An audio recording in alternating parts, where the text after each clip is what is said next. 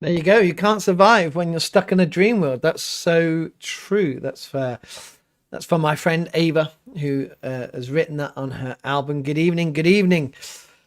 I was sitting there waiting and it was saying no one. It was no one here. And I thought, do I just go on and speak to myself? But suddenly, boom, 12 people came and then 14. So good. Good evening. I hope you're well. I hope you're surviving the cold weather. As always, we just put the heating on and it gets so hot in this office. I've already taken my jumper off. I was wearing my jumper most of the day because the family were out. So I was here by myself. So when I'm here by myself, I don't put the heating on. It costs a fortune. I think I said last week to run vicarages and rectories. So, but I hope you're well. I hope the cold isn't going too bad. I'm just going to make sure that I put this on. What am I trying to do? Autofocus to make sure I'm not too blurry. So expect to get warm. Lots to chat about. This is faithful questions. You can ask questions, any questions. There's been stuff going on in the Church of England, but as always, I'll catch you up with where I am at. We had baptism of Christ this morning in church. I was leading the service and doing the communion, and we had our associate priest doing the sermon. And so, did I say that, or did I say I was doing the sermon there? So I was leading the service and doing the communion, and he was doing the sermon. And it was really nice. It was good. Still the cold weather's keeping people away, and there's a lot of illness around at the moment. So don't know if that's what's going around you. So in my world, so if I mentioned it before, and knowing me, I did. Last November, at the end of November, so I booked myself in for a marathon because I wasn't doing any exercise and I'm putting on weight. And I've done quite a few marathons. And so I thought, book it in. Whenever I book something in, I will do it. I'm determined like that. So I got past the horrible part in the training of when you haven't run for a while, it's just horrible and it hurts and it's ugh. And I got to the nice part. And then on the 27th of November last year, I decided I was going to cross a road at a certain point, and I turned left to cross the road and went over my ankle and tore a tendon, which I thought I tore a tendon, which I did actually. But it was still hurting, and I can't. I can walk, but in the mornings I have to help myself down the stairs on the rails. I can't jump. I can't run for a bus, else that hurts. So I booked in to see the doctor. Went to the doctor on Thursday, and they said they got in early, and I was one of the first appointments. Mind you, I had to wait 2 weeks for the appointment. And they said, "Oh, you fractured your ankle." So they were very good at the hospital. I went on the 28th. They re-looked at my X-ray on the 1st. They wrote a report. So that was the good part. The bad part was they didn't send it to anyone. So I've been walking around with a fractured ankle. So if that's my ankle, I hurt this part, a tendon. And the lady now thinks I tore the tendon at the front because that really hurts. And I tore a piece of bone off. With the tendons, tore a piece of bone off. And so I've done my whole ankle in. So I have to now postpone my marathon till next year and look at one for later on in the autumn because it's going to take a long while to recover. She said I should have been wearing a boot to recover, and we have to now see what they do because obviously I got this bone floating around. So that's joyous. So I can't get anywhere. I can't do exercise. I don't mind exercise. I like running a lot. I like getting out.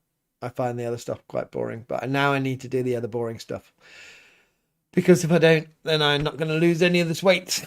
So I have to get myself. So that was fun. Now I understand why my ankle still hurts in a different place to where I did the initial damage. So yeah, that's a pain, but I can still ride my motorbike apart from the weather. So that's good. I can still do those things. So that's the big news in my world, and I hope I get it recovered. And pray for my ankle. Not that it hurts generally. I can't jump or run. So So let's get to chat. John Clark says, I have a cold. I am not saying I'm sneezing much, but I have been nicknamed Hurricane John. Wow, that would be big sneezes. That would be massive sneezes. We are in the playoffs following the American football. We're in the playoffs at the moment, the wildcard playoffs. And we have the Bills against the Jaguars, I think it is at the moment. Only one game at a time at the moment. My team didn't get through, unfortunately. So Sebastian says good evening. Francis says good evening. John Clark says wonderful song. It is a wonderful song. The album's really good as well. I like the album. Lester said good evening. Psalm 125 says good evening. John Clark, runners are great people. I've been distant running for 23 years. Furthest distance 100k. Yeah, so that was my next thing. So I've done a few marathons. I've done 350ks and I wanted to do 100k. And I booked it in for a couple of years ago. And I did the half in my training. I did the half marathon in March. I did a marathon in May, which is the same one that I was going to do this year. And I was going to do a 50k in July. And then, did I do my hamstring? I might have done my hamstring or something. It wasn't really bad, but I knew that I could do the 50k, so I couldn't do the 100 in September. But I still want to do 100. I still want to do 100. Sebastian, am I standing on one leg? I'm only standing on one leg when I do Our God's a Great Big God and when we have to jump around. So if I'm with the kids and we're doing an action song and I'm leading it and I have to jump around, then I have to stand on one leg. So like Karate Kid. Remember that scene? So John Clark says, I have a speedy recovery. I do as well. I hope they get it fixed. Especially, there's nothing better than going for a run in the summer. Not when it's too hot, but when it's good weather. Nick, I'm just gonna say Nick, because I let your name last time, but forgotten because it's been such a long week. Good evening, or rather good afternoon here in the States. Wow, good afternoon. You got the whole day to go. Well, not the whole day to go. Mr. Baker, apologies, missed the start. Not much going on. Just catching up with what we're doing. Feast of Baptism of Christ today, and just saying that I found out that I got a fractured ankle. Well, I thought it was just a sprained ankle with tendon damage and stuff. But we'll see. And I went to phone. They gave me a call to phone the virtual fracture clinic, and I don't want a virtual fracture clinic. I want a actual fracture clinic that I can go to. Anyway, I tried to give them a call back because they called me when I was in a meeting, and I couldn't get back to them. So I then left a message. So I thought on Saturday morning, I'll call them on Saturday morning. They don't work on Saturday or Sunday, they tell me on their answer phone. They only work 9 to 5. And I'm like, wow, that's nice, because my fracture is 24/7. So, but I suppose they do a good job. So that, excuse me. So that is where we are. We are sitting here with a fractured ankle and find out it's fractured after 6 weeks. So, lots going on in the news. It's funny, actually. I kind of realized since I'm going to start Rev Dan's roundup at the end of this month, and so I'm not looking at the news so in depth every week. So I realized that I wasn't so up with the news as I realized. So all the Christian news. So I sat down this week and looked at what was happening, and sometimes there isn't much happening, but also it's nice not looking at all the depressing news. You would think, right, as Christians, this would be Rev Dan's Roundup would just be a feel-good show. A feel-good, where we come on just to see all the amazing things that are happening around the world. But no, it's depressing. Yeah, it was nice not looking at news. It does get you. It does get you looking at the negativity.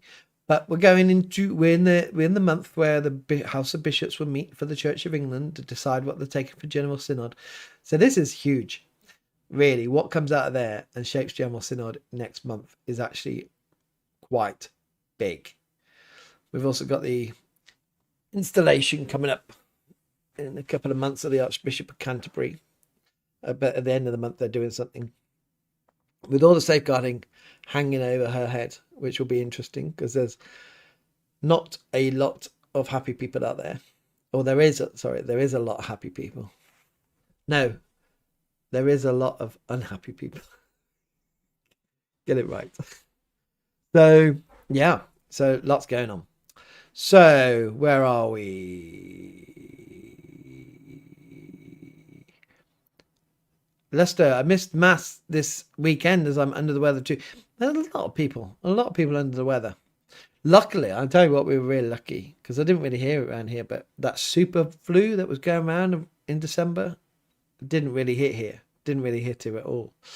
So that was good because I thought I would be guaranteed to get it. Mr. Baker, very interesting after church coffees today. An Iranian parishioner has just come back after 2 weeks in Iran. He's really pleased. The regime seems to be changing over there. Yeah, I know Iranians, and they're really happy about what's going on. I suppose one thing, we know Iranians and we know what's going on over there, and people are just learning about the Venezuelans and what's going on over there. Different continents, but under regimes which are, brutal, absolutely brutal. It's nice to see in Venezuela that people have been getting released from prison. So with this pressure going on, it will hopefully change. Hopefully there'll be a big change in the regimes, more democratic and open. Mr. Baker, just praying for a non-violent transition. Well, from what I've seen, it's not, unfortunately, but in those transitions, that's what we pray for. But that's what, unfortunately, it comes at the cost of life for these people not to let go of power. Mr. Baker, the Trinity is at work in the world. Watch, wait, and pray. So that whole thing about I got sent, actually. Our youth group in our church got sent this. It was on Sky News. I haven't clicked on it yet, but it says how Gen Z or Gen Z become the most religious generation alive, which is amazing, which is such good news. That they are questioning life and questioning faith. Like I said, I think there's a lot about, we got to be careful not just to say that, because there's a lot about spirituality and a lot about the occult as well. So they're questioning across the board, but it's good that they are questioning. That means conversations can happen. And with that Quiet Revival report from last year, that they're going to churches that actually stand on the Bible and ethical issues and those things. So it's really good. And those churches that don't, those churches are wishy-washy or denominations, they will suffer. And that's why we have to shout about the Church of England, saying that we have got good Orthodox churches within the Church of England. But at the moment, they will go other places. But apparently the Christmas figures have gone up, which is good. But then I always say the most important really is the January figures after the Christmas. Are they growing year on year? Or are we just having people come at Christmas and we're not seeing them in January? So, John Clark, I missed Master Day too because I didn't want to share this cold with others. Yeah, that's smart. That's a whole of a learning from COVID, isn't it? That people stayed away just in case. Lester, hoping your ankle gets better quickly. Me too. I do hope it gets better quickly. But we have to see the damage. I want to see T scan, just to see what is going on. Because the lady, she touched it. She was like, oh, because I kept saying the damage is over here. The fracture is over on the other side. That's where I did all the damage. And when she touched that one side, I was like, oh, it was so bad that I won't touch that side. So I want to see what's going on. Mr. Baker, our Mass was great for the baptism of Jesus. The Gloria and the Angus Day were sung in Latin and had some lovely incense. I find it funny how I can get so many Catholics on this channel, which is good. It adds to the variety. It's adding all the spices into the pot, isn't it? And stirring it up adds to the flavour. Mr. Baker, the university students are back and in the pews. Yeah, well, that's good as well, isn't it? University teaching such liberal values and things like that, which now they're coming into churches to hear a different point of view, and listening. That's the thing. Listen, have a choice, and make a decision. Don't just go along with what people are saying. Nick, very interesting that Pope Leo spoke out against the growing decline of free speech, particularly in the West recently. A real message that needs to be taken to heart. Yeah, and the good thing is you can speak out. It's whether the press pick it up, and they definitely picked up on that. And I saw it online, and that needs to be said, and it needs to be heard. It needs to be challenged. And I think with when he goes visits countries is to say, and I know the popes do that, don't they? They go to countries and they challenge those in charge and say you shouldn't do this or you should do this. But yeah, Mr. Baker, pray your anchor covers quickly. Yeah, keep praying. By the end of the live stream, be amazing if I could go out tomorrow. Mind you, I did think, and this is quite bad, isn't it? It's not a bad time to be injured when the weather's so cold. It's not nice going out in this cold. I have to find my long johns to keep warm. I got these really thin gloves, and when it's so cold, I wear my gloves. And after about 10 or 15 minutes, my hands are sweaty, and then I have to carry these gloves around for the rest of the walk because I've got no kind of the run. Sorry, got no pockets. But it's so cold that I have to. I only wear them when it's that cold, so it becomes annoying. But without them, my hands are freezing. I have been running when my legs are just, I can't feel them. They're just. Are you working? I can only tell that I'm going because I know that I'm moving along, but I can't feel my legs. Leicester, just watched on YouTube channel CBN News, a German pastor raided and Leicester really injured by a SWAT team. I saw something that came on from Holland because I don't know if it's a small town, a local pastor was arrested because he was going to do an anti-LGBT sermon, and the local mayor didn't like it, and so as he was outside, this was not in English, so it's not confirmed, and you know what X is like, so you have to be careful. But if this is true, it's awful. As he's doing the interview on TV, the police come and arrested him. So if that's true, it's just. But again, people like decry it. Yes, we should decry it, but we should also expect it, right? Because that's Christianity will always be persecuted. Sometimes I think in China they will celebrate persecution of being put in jail. They literally say, yes, this is what our faith is. It's about this. Not supposed to be an easy life. And sometimes I think we can decry it a bit too much, where it's actually it's a witness, and it's actually exactly what Jesus said would happen. But so people are like in Germany being raided and left severely injured by a SWAT team. I'm not surprised, and I'm not surprised when it comes. We'll continue. Look what happened in Canada during COVID. It was just so, there was that one guy, I forgot where he's from. I don't know where he's from. Not Canadian, but a descendant, I think. And he kept open his church, and he kept getting arrested, and he became known on the internet.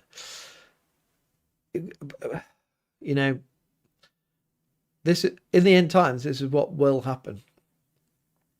So I think we need to embrace it as much as it will be horrible. Not saying that we are near the end times where Jesus will come back, but we know since Jesus is gone, we are in the end times. so it's safe to say that. Mr. Baker, yes, it was a dignified and good message from the pontiff last week. I haven't seen the whole message, to be honest. I haven't seen the whole message, but it's good that he speaks in English, though. Oh, you can just listen. John Clark, we come because the channel is great. And thank you. I forgot what the context is, but I'll take the compliment. Any news on the Archbishop? Says Sebastian. No, the Archbishop of York marked her homework, as people are saying, and she passed. She had an investigation into a CDM. The trouble is, and like I said in my video on Friday, is he might have investigated it, and she might be absolutely totally innocent of anything, any wrongdoing, and he's dismissed it because there is nothing to answer for. It's hard for us to say. Nothing's been published. I looked for a statement. I was looking for the statement put out, and there is no actual statement. I think when you get stuff like this and safeguarding, and especially with the previous Archbishop resigning over safeguarding, I think independent scrutiny is the way to go, and full transparency. And so you're not going in with questions not answered. So, but the way I see it, it's going to, she's just going to get installed, and that's it. And hopefully it will be okay. But you know, a lot of people will just say, oh, we're not sure. And I think that's the problem. I think that's one of the things. So with the Archbishop, I think that's the case. Should be going in with everything above board. And it might be everything above board, but it doesn't feel that way. Everything hasn't been released and it's not open. And I think that's part of the problem. People can't say, fine, we're happy with this. And that's where problems lie. But John Clark, the London Marathon is great. I've done it 3 times, but winter training could be less fun. Yeah, well, that's the funny thing. I've done the London Marathon twice. And it's funny with the London Marathon because it depends on when it falls. You start at the end of December, the beginning of January. So it's like people now. You noticed that with the New Year's resolutions, where you get a lot of people with New Year's resolution going running because it was so cold that hasn't really started, which is quite fun. It's funny. Yeah, that puts people off. Start running in the winter. Nick, Pope John Paul II certainly was more willing to challenge secular governments, most notably the then communist government of Poland. Yeah, well, that's the thing. He grew up in Poland, didn't he? Under that, my wife, like me, know more about Venezuela because my wife grew up in Colombia, and we have friends from Venezuela, so you hear all about it. So you will be open to challenge. You should challenge anyway because it's about education. It's about education and learning about these things. But it's good. That's what we have to learn to be hated. I think that's one of the things that people who come into the priesthood aren't willing to do. They want to be liked, but it's not like I go out my way to be hated at all. But if people hate you for preaching the gospel and for challenging unjust structures in society and those things, if people hate you for that, then so be it. But other people like you, but it's not us. It's not the judgment of them that we should care about. It's the judgment of God. But I think priests just want it to be liked. And it's like, well, if I leave my parish and I'm liked at the end, well, that's great. But if I'm also hated because I was known as the guy who just preached the gospel and was very countercultural to the world, and with the views, the biblical views that I hold, then that's just what it is. You know, I'm not going to bow to society. So we need, especially those who got a platform. That's what I mean about the bishops and the archbishops and the popes and stuff like that. You have that platform, and you must use it for speaking out on certain matters where it needs to be, not just spouting off all the time and misusing the platform, but you know, speaking out where you need to speak out. And if you don't, well, why not? Sunshine Lady, praying for my ankle, Rev Dan. Yeah, more prayers. That's it, more prayers. That's what we want. By the end of the live stream, so I can phone them up tomorrow and say, it's okay, Jesus heals my ankle. So Sunshine Lady, watched your video lately about marriage and loved it. Was so much as marriage under attack. So remind me, this is proof of my lack of memory retention. What was that video? Or what was the title? Welcome to my mind. Because if it's old, I don't. Oh God, you got to remind me. Once I'm reminded, then I remember the video.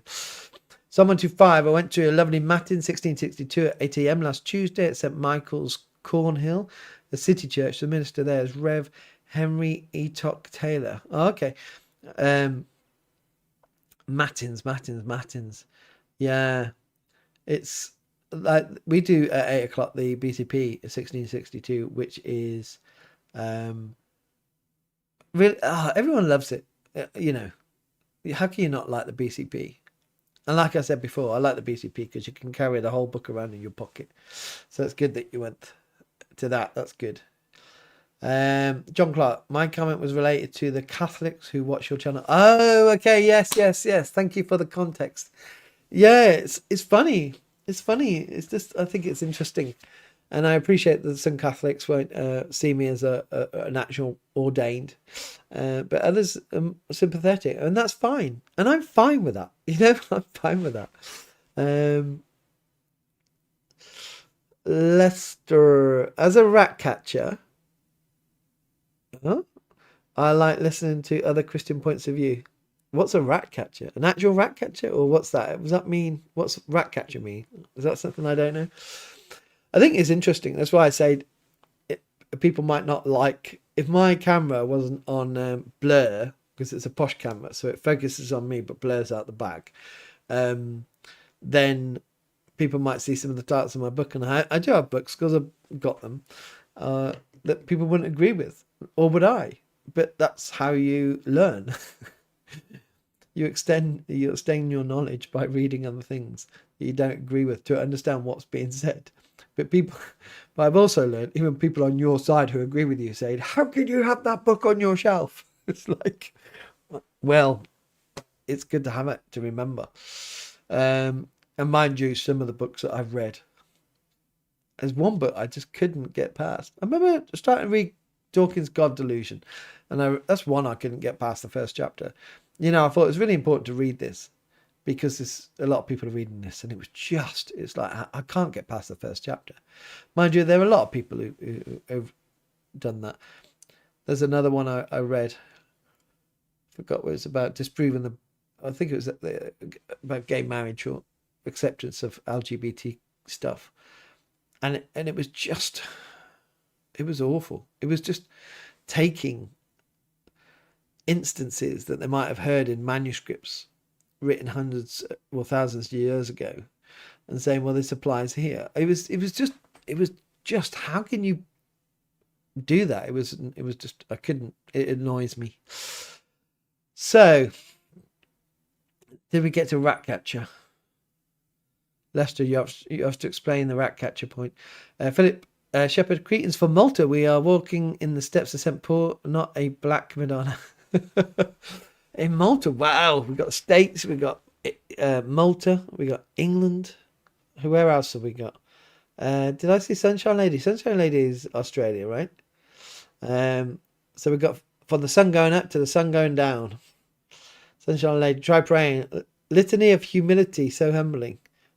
Oh, I'll have to look at that. I'll have to look that up. Bob Mac, good evening, Rev Dan, and everyone, good evening. Sam Rugler, do you think more people will be attracted into the pews because of Archbishop Sarah? No, not really. No. I think she did a very good job in the NHS with what she was doing. But I don't think she's going to drive anyone into the pews. She's there for 6 years. But the Archbishop of Canterbury is a symbolic figure for the Church of England. And the national church and the local church are so separated at the moment that I don't think at all. Well, I'm not saying that. Maybe could, but I think, you know, not. It'd be cool if God called a very charismatic person to the role. That would change things. You know, when, and make no association with the Church of England with this, but as an example, it was interesting when his name's just gone out of my head. I was just thinking of him. Boris Johnson was leader of the Conservative Party and Prime Minister. When I used to take weddings, and I used to say, you know, in this bit you're married before God because we've done your vows, and that's God joining you together. Now we've got to sign the registers for the legal part of the land. So I would go, now we're going to sign the registers for Boris, and people go, ho ho ho. When you said it for Rishi or for Keir, or you know, it never worked. But people, when you said Boris, they just laughed, and there was something about him, whether you disagree with him or agree with him, you know, he was something more than a quite bland, and that would be quite good to have someone who's quite out there. But someone like that will never be Archbishop of Canterbury. I think they just play safe, you know, play safe. But God doesn't play safe. Do you think Paul was bland? St. Paul, you know, you can look at the leaders of the Church of England and apply that to Paul. Do you think he was just quiet? And I think he had a bit of oomph about him. Sunside Lady, Covenant versus Convenience, something along that title of your video. I'm going to have to look. So bad. So bad. I'm going to have to... When did it come out? The marriage part. What's... I know the thing is that I recorded a lot which haven't come out yet. So I haven't... so it all morphs into one.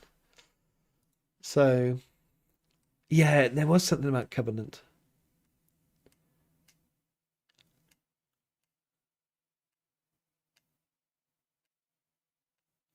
When this? Oh, when was that then? Oh, what the church had forgotten about marriage. Yeah. What the church had forgotten about marriage. Is it that one? Yes. Yes. That was a couple of weeks ago. Got just under 2,000 views. Interest in that. Interest on the teaching videos as well. But I said, do you want teaching? And that video, mind you, the teaching videos aren't going to get that much.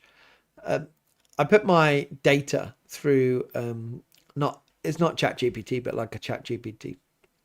And it said people come when the headlines are more, not sensational, but about the bigger topics. That's when, of course, you're going to get more views on those. But I made sure I don't want to chase views. I just want to be honouring to the stories. So yeah, that was why the church forgot about marriage. That was based on in 2023, it's been the lowest figures for marriages in churches, with 70% being Anglican. Only COVID 2020 was the lowest.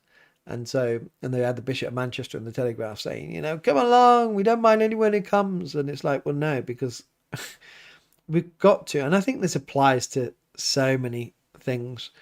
We've got to be scared, like not be scared to dislike. It's along the lines of those things. We've got to find this holiness. We've got to be happy that we will be different. And actually different is good. We don't want to be like the world. We want to say Christian marriage is different from the marriage in the world, in that it's a covenant, in that it reflects Jesus in his church, in that God joins two souls into one, and this is holy, and it's different, and it's beautiful, and speaking with confidence into that, and I think we don't do that enough. But again, as I always say, I think this is why God's doing stuff in the church, that we are coming back to that. I really do. Psalm 125. Yes, the BCP is great. It is great. It is. Philip Shepherd, talking of books, I'm working through We Who Wrestle with God by Jordan Peterson. Heavy but true biblical interpretation and application. I could imagine it's heavy.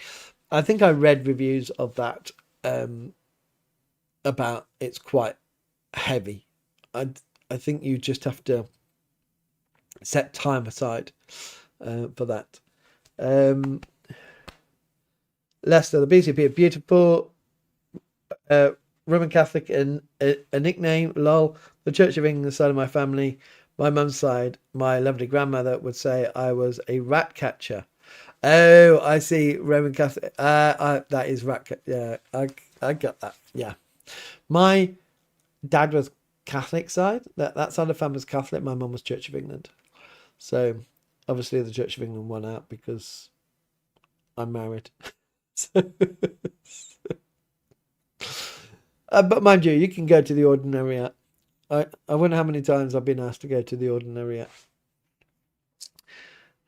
Marcus, tuning in from the Emerald Isle. Follow you on YouTube. Many thanks for sharing so much. It's much appreciated. Thank you. Well, thank you for tuning in from the Emerald Isle. What's the... Oh, it sounds familiar. Ireland, that's it. Yes. I should have got that. I'm so sorry. I was over in Ireland last year in June. First time I ever went to Ireland. I went to Maynooth. Stayed in Maynooth. Went around Dublin. I wasn't so impressed with Dublin at all, really. I don't think I would go back. I thought when I went over to Ireland, I was like saying to my family, I know I'm going by myself, but I'll go with you. And I went to Dublin. I thought, I wouldn't bring my family to Dublin. I'm sorry, but no. Then we went, so we stayed in Maynooth at the college where the priest was trained. I went to Knock, to the shrine in Knock, and I ended up in Galway, and then got the bus back from Galway to Dublin Airport. But yeah, the Emerald Isle, that's it. I liked Ireland, and we were there with good rain, good weather, and all the Irish were like, I can't believe it's not raining. It only rains. It keeps raining. It keeps raining. I can't believe the weather's so good. You're so lucky. So they were, the shock on their faces that it wasn't raining showed that it usually rains. John Clark, do you think that the church, both Catholic and Church of England, should speak up more for the rights of Christians in the UK? People are being arrested for praying in the streets and reading from the Bible. Yeah, absolutely. We don't see it enough. And I mean, that's what I mean with so if those stories come on, and I've covered them on in my Rev Dan's roundup and things previous months and years, but my channel gets watched by a lot of Christians. But if you've got a bishop or archbishop or those who have got a platform on media speaking out about these things and highlighting, it actually adds pressure for it to stop happening. And but again, in the persecution that we will face for being Christians, it's going to happen anyway, so let's not be surprised, or perhaps try to stop it. Let's just highlight it. But no, I do think people should be speaking up, because it's crazy that you're going to get arrested, and you see those videos of people being arrested for preaching from the Bible. Why? You know, this is God's word, but because it's truth. It's truth, and people don't like it. So the Bible's countercultural. So yeah, but will they? And the thing is, what we have to think of as well is that those people who don't speak up, who choose not to, they will have to stand before the judgment seat of Christ and answer for that. Why did you not speak out when I gave you that platform? And Psalm 125, the Lord says, be holy as I am holy. Yeah, I had that up when I was in my curacy, and I printed it out on a little piece of paper. I think it's such a beautiful reminder that it's so simple, isn't it? That's how we live our lives. Mr. Baker. Oh, American football's close. And fourth quarter, 6 minutes to go. As well as my Bibles, I have current Roman Missal. So do many Church of England churches, by the way. You can go into Church of England churches and find a Roman Missal. Tut, tut, tut. A 1962 Roman Missal, Pope Benedict's Jesus of Nazareth, one of Cardinal Newman's tomes, a C.S. Lewis, The Great Divorce, a Quiet and Unfashionable Bookshelf. Yes, I see that.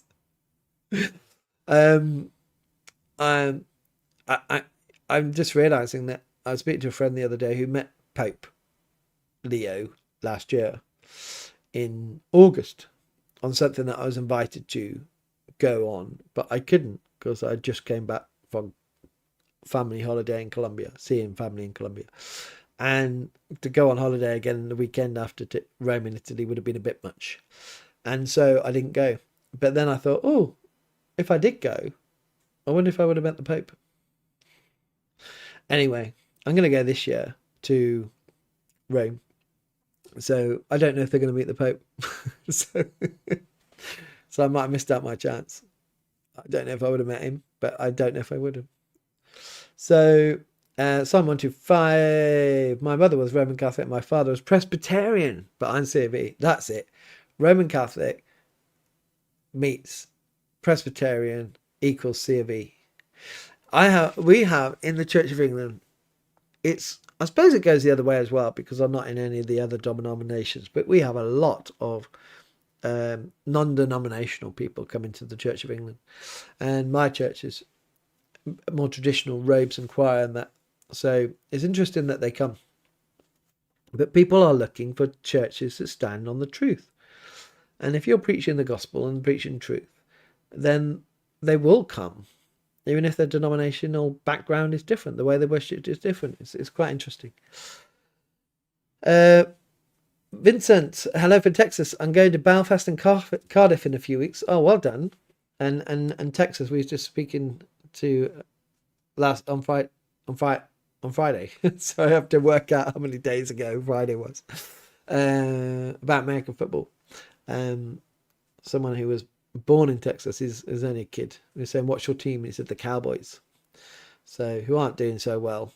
Last time I knew American football before I got into it, because my son plays, was in the 90s when we had it on Channel 4 in the UK, and it was the Cowboys dominating, and now they're awful.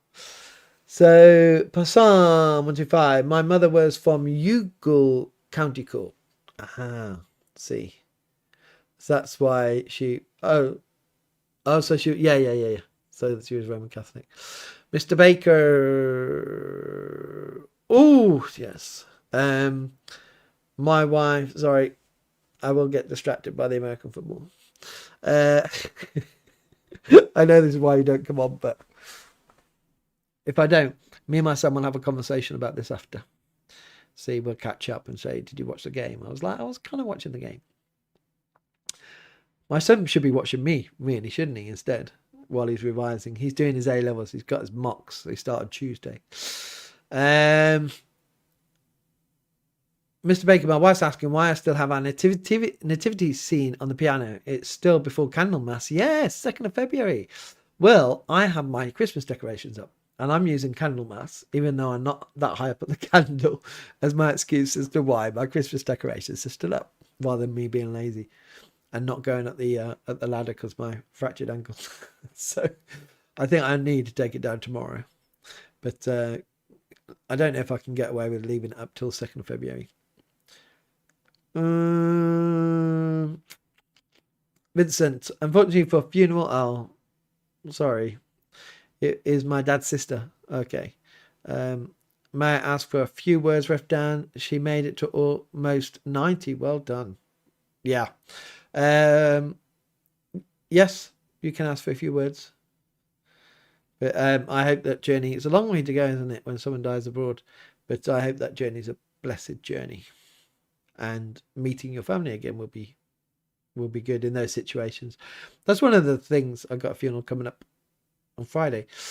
The one thing out of funerals is it brings family and extended family together, and that's good. You don't usually see people. Oh, lots of chat going on. I need to quickly catch up. Mr. Baker, if UK Christian leaders spoke out more, it would shame politicians who legalise fetus murder, up to term, or legalise euthanasia. Exactly. And that's the one thing that the bishops have actually spoken out on, and that has been good. The euthanasia side, not the abortion. They don't speak out about abortion really. You never hear it being spoken about, but the euthanasia they have spoken about. So it would be great if they did that. Lee, Wisconsin. We had a female minister visit my parish today, but thankfully she didn't celebrate Mass. But You're not Catholic though. You'll say mass, but you wouldn't have a female minister. Context would be good. What denomination? John Clark. I always defend the rights of people to their own beliefs. I'm always happy to discuss mine, but won't force them onto others. I will always speak about my faith, and I always tell people that they're not Christians yet. Always, that you're not Christian yet. So, Mr. Baker, I should get a BCP as the language is lovely. That is one of the things. The language is lovely, the BCP. Philip, my wife and I are the only evangelicals to have a photo of Pope John Paul II. He is photographed with my wife's grandfather, who was a friend of his when he was the Bishop of Krakow. Well, if you got that, if it's the context, that's quite a cool context. Yeah. If you was an evangelical with a picture of the Pope framed, hung up in your dining room, that'd be a thing. But that one's quite cool. Do you think, JKK, do you think any of the current senior C of E bishops are saved? Yeah, I think, I can't. One thing I can't do, and I learned this, I don't question their faith. That's not me to judge at all. I can only assume they are, and many, but I would say many of the bishops are saved, and many clergy are saved. They're just wrong on their theology and their understanding, and it lead people astray, and that's dangerous in itself. So instead of saying they're not, it needs that they come back to actual biblical theology. I think that's the thing that I could control. Do I disagree with their theology? Saying if they're saved or not, that's for God to judge. Their theology, is it wrong? From what I can see and what they say, yeah, that's an easier thing to judge and to say, no, you need to come back to biblical. And we know that the majority of the bishops, the House of Bishops, and the clergy, the House of Bishops and the College of Bishops, there's two. The House of Bishops, what sits on General Synod, and the College of Bishops, it's all of the bishops really. They're more liberal than they are conservative, traditional, and so they need to come back to biblical understanding. That's what I would say. Mr. B, no. Sebastian, have a copy of C.S. Lewis' Great Divorced. You have a copy. Have you read much Lewis? I listen. Yes, I have read, and I listened to it the other day. Screwtape Letters. Did I read The Great Divorce years ago? And Mere Christianity. And what's it called? I read it after my mum died. More because I saw it in the program Casualty.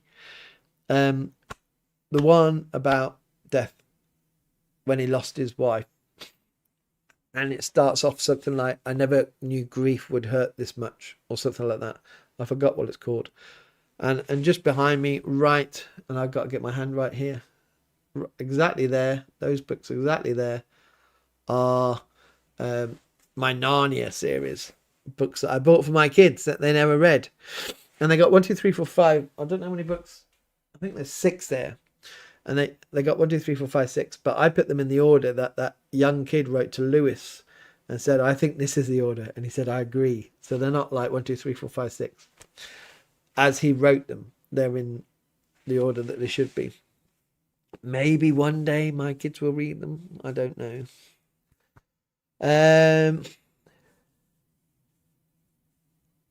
JKK, what do you think of Christian TV channels like Revelation TV and TBN? Much of the program makes me cringe. Yeah, I remember watching it years ago. And it was like, it was a different version of Christianity. I only heard that they were strange.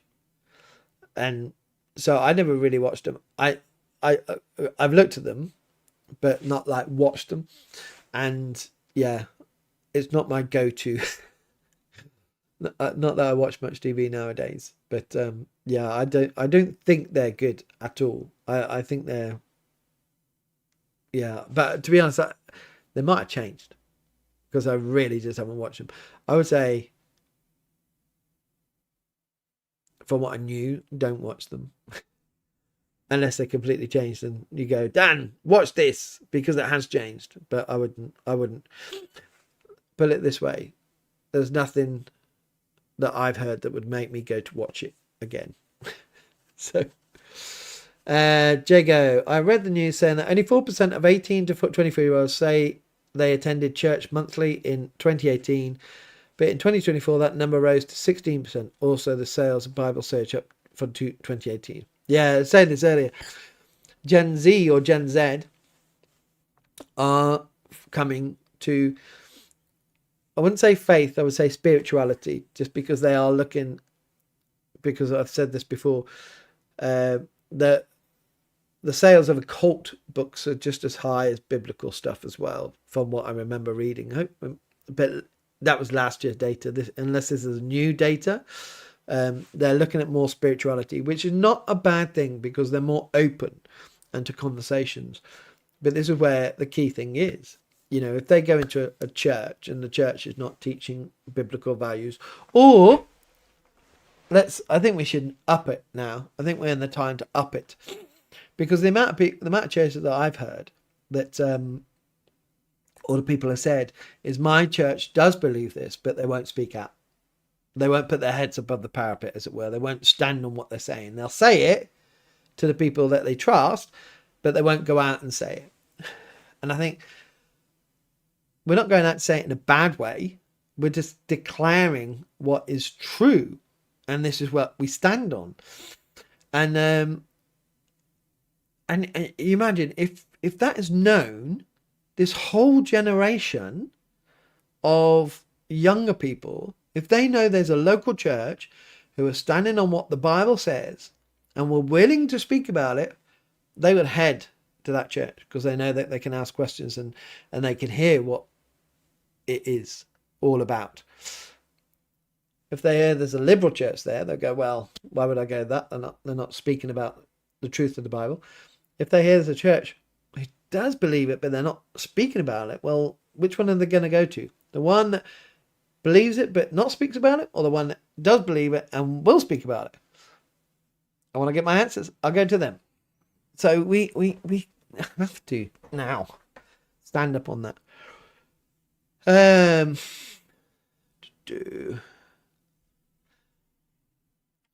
Christian TV by John Clark. I wish your son all the best for his A levels. I spent 5 years as a teacher, so I know how heavy the workload is for them.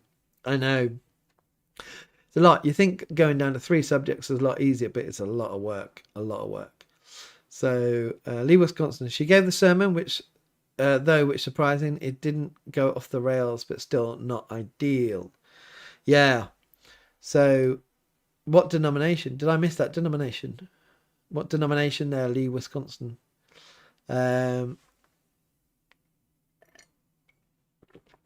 Oh, it's there. I got to. Episcopalian congregation. I'm a high churchman. It's interesting that she gave the sermon. I suppose if they allow women, because you have got some high churches in the Church of England who will allow women. So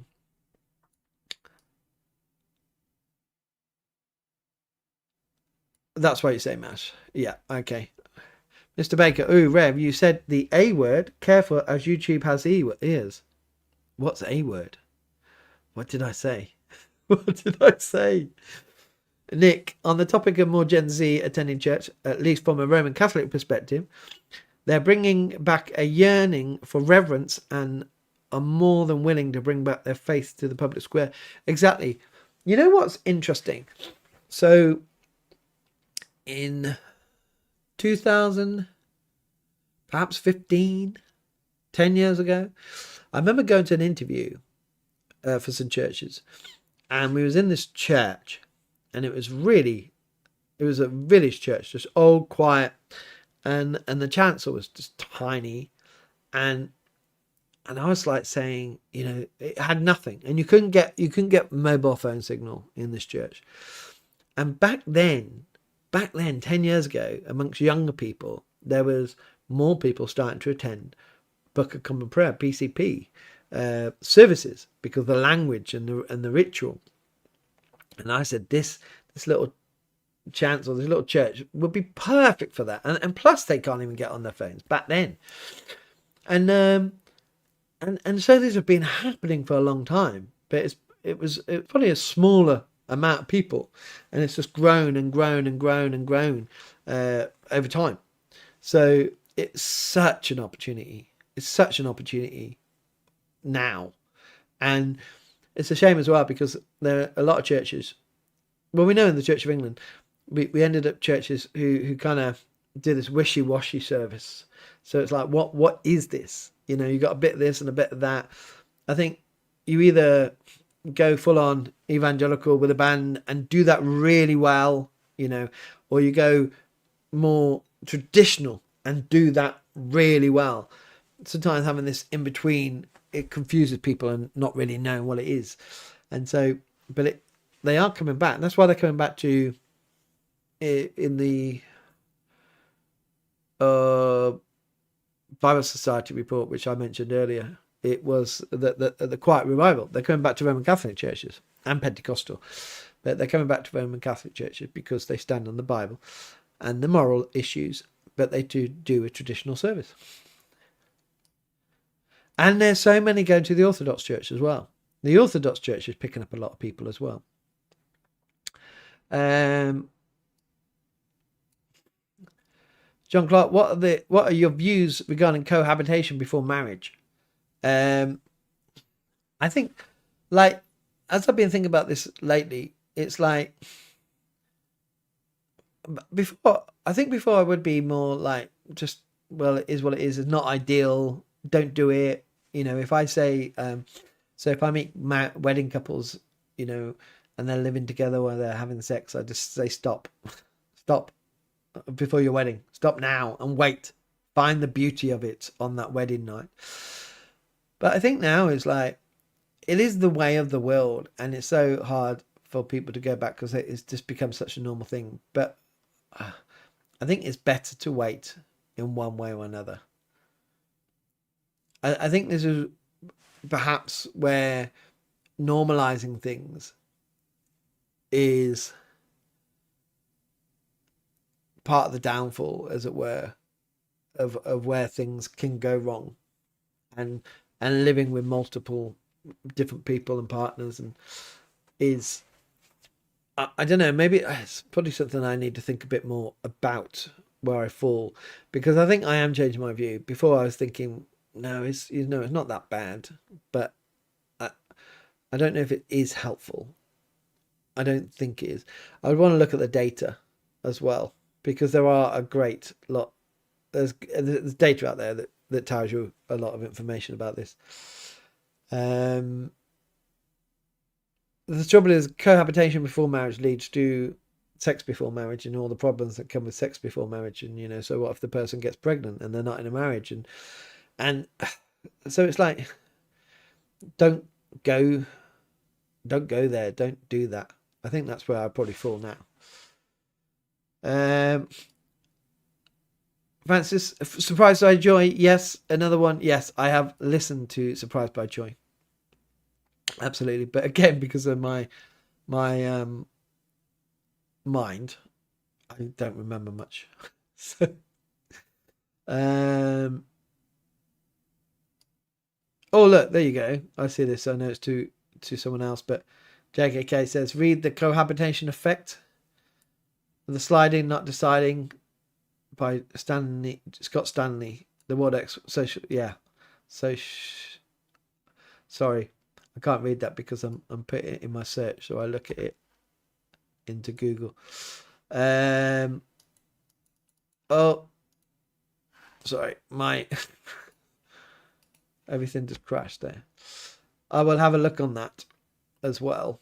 That'd be good. The world expert sociologist on this subject. Yeah, that'd be interesting, because I think that helps. I think it's amazing how, when I've spoken to people about even sex before marriage and those things, and people say, well, you're just old fashioned. I said, well, it's not me, it's, you know, God, really, you know. And honouring what he's saying.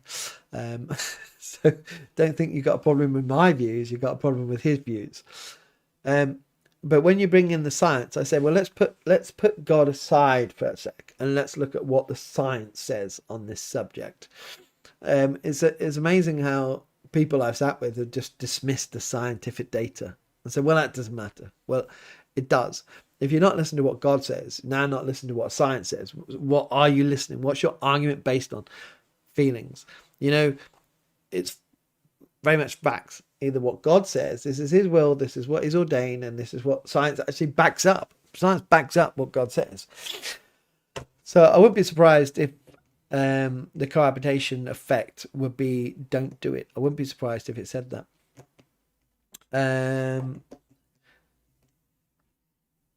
Lester, I like watching a youngish American priest, Father Mike Schmitz, and the broadcast they went out on American TV in the 50s and 60s by Archbishop Fulton Sheen. They are short and uplifting. I think I've heard of Archbishop Fulton Sheen. I think someone's mentioned him. I think everyone knows Father Mike Schmitz. He actually came up with something today. I don't know what it was. I didn't really watch it, but he is... he's very famous as an American priest. So, is he young? I'm going to see how old he is. I don't think he's that young, though. He is 51. I'm young. He's older than me. He's 51. Look good, though. Looks good. Wow. So that's what next time you're on. I lost my live stream. Next time you say, I watched a young Anglican priest last night on YouTube. So 125. I went to Wendell service a licensing last week of a husband and wife who are going to serve at a local church as assistant curate. But it's the wife who's going to be curate in charge. There's a lot of husband and wife. I still haven't worked that out. The husband, I get people are cool, but I just, again, stuff that I have to think about a bit more now. I'm taking all those things that I just kind of just said, yeah, and now I'm thinking, well, what is it? What is it? I'm really trying to. Trouble is, there's not enough hours in the day to think. So I was thinking, with this whole thing of nationalism in the UK and the States and stuff, but let's take the UK and people saying let's make the country great again, how it used to be. I'm like, what does that mean? What are you saying? Do you know what you're saying? What period are we talking here?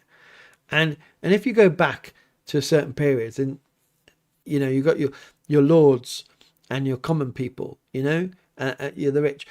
When you say, like, let's go back to that period of time, are you thinking that you're one of the rich people, or are you thinking you're one of the common people? Like, because their lives weren't easy for a lot of the UK history, and it was pretty hard going. So, but for a certain class of people, they had a wonderful life. But for the majority of people, they didn't. So, what are you exactly saying in saying, let's make it great again? And the other thing, what was I thinking? No, it's gone. It's somewhere in there. Come on, get back in place. It was along the lines, and I want to look at the psychology of this. Most people just go along. They just go along like sheep. They just go along with what's happening. This is so looking at history where you haven't got much of a choice, or you're just that personality anyway. How much do people just go along with things, and how much is that happening again today? Because I'll be quite interested. But again, that's time. JKK. I have an autistic member who has been in church for 20 years, and faith has always felt like a burden and a tick list rather than a source of joy and purpose. I have an autistic family member who's been in church for 20 years, and faith has always felt like a burden and tick list rather than... Is that for you? or for the family member, and we'll circle back to that. Nick, the younger generation of Catholic priests are also starting to have an effect too, quietly reintroducing traditional practices. Yeah, that's the whole thing of Francis, wasn't it? And this whole not having it in Latin, traditional mass. I think that coming back again, you know, when it comes back, which I believe it is, it's going to come back with a real rush. You know, I think it's going to, like you say, put it with younger priests, and now it's back. I think more people will come. So even though it wasn't a good, it will. God works through those things. He works through those difficult things to bring it back to good. That'd be cool. Nick, my own parish priest working closely with parish members to make our liturgy as reverent and beautiful as possible. We're also looking at some restoration work on the interior of the building too. I think which is St. Wendelins in Luxembourg. Oh, no, not Luxembourg. Okay, Luxembourg, MN.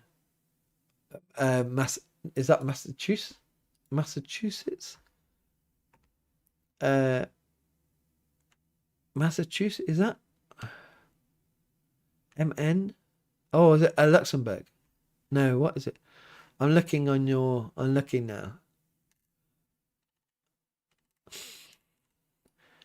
I'm looking for the Minnesota. Sorry.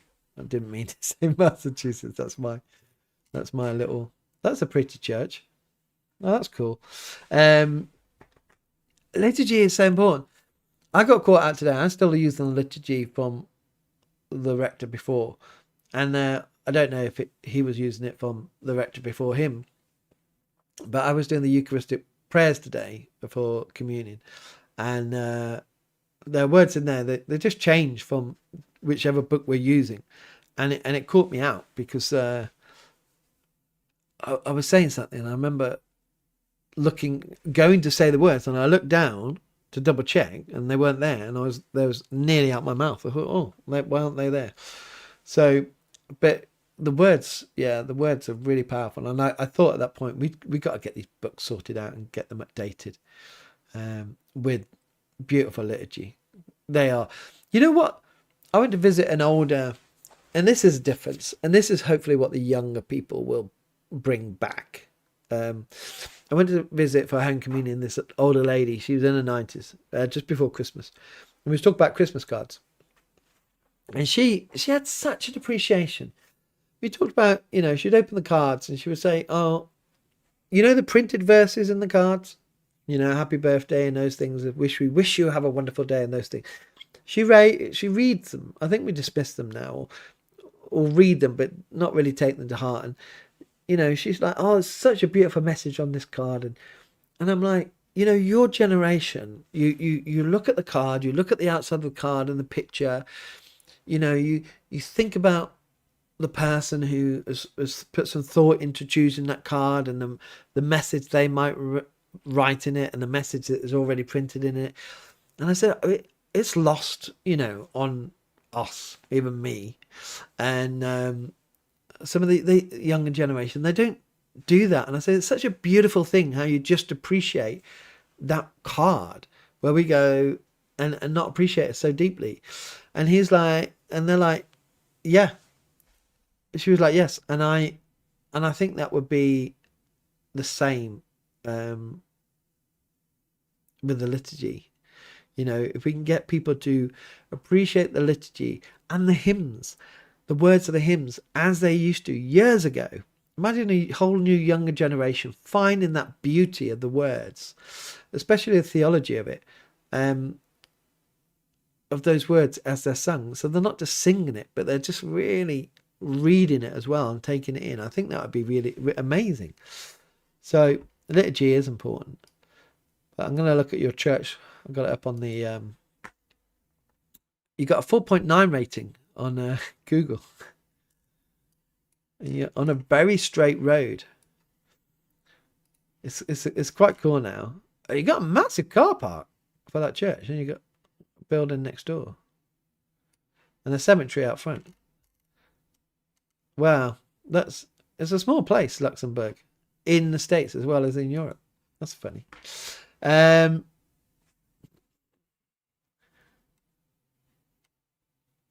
Right, you're chatting amongst yourself, which is absolutely brilliant. This is what we need to, but I need to catch up on the chat. I got a cold. So if I'm a bit nasal, I apologize. Marcus Crothers.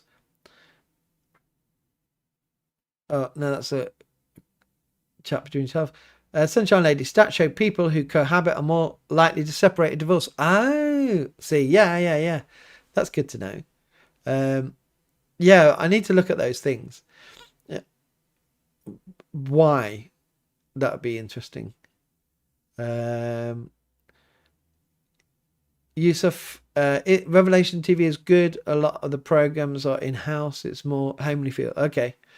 I've heard of Revelation TV, but I haven't necessarily watched it. I don't know if I've got it on my little free satellite thing. Nick, Archbishop Sheen has a cause for the beautification currently. Archbishop Sheen has a cause for his beatification, not beautification, beatification, currently underway. First step in the process of becoming a saint. Oh, that's why I've heard of him. That's cool. Jacob K, in regard to your comments about couples following their feelings on cohabitation, some folk are more emotionally intuitive in their personality. How do you respond to someone who is naturally a feeler? Yeah, that's a good question. That is a good question, especially if you are a thinker. I'm a thinker, an overthinker, probably. How do you respond?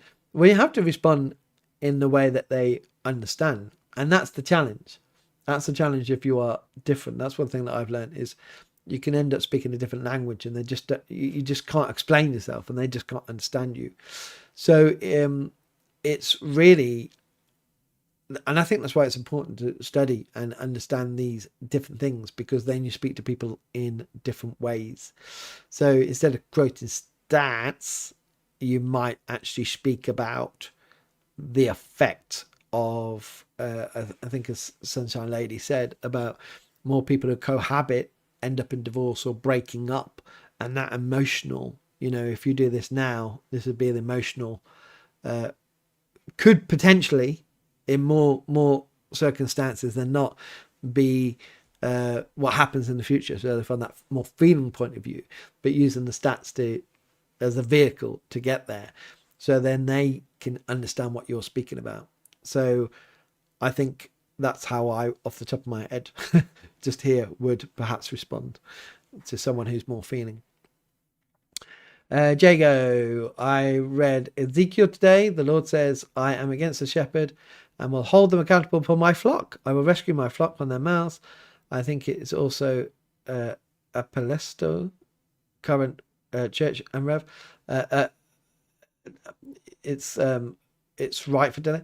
I think I use that in a couple of videos lately, actually, interestingly.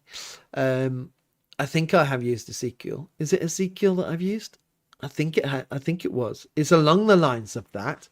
I am the shepherd and I hold them accountable for my flock. It was something like, or was it? It was somebody. I forget. Anyway, along the lines, absolutely, we are held accountable. We are called by God to do His work here. So, that we should read the Bible and be joyful in our callings, but also in kind of, I don't know what the word would be. I don't want to make it sound bad, but the counting the cost of the calling when we don't do it, when we're not asked to do what we're calling to do.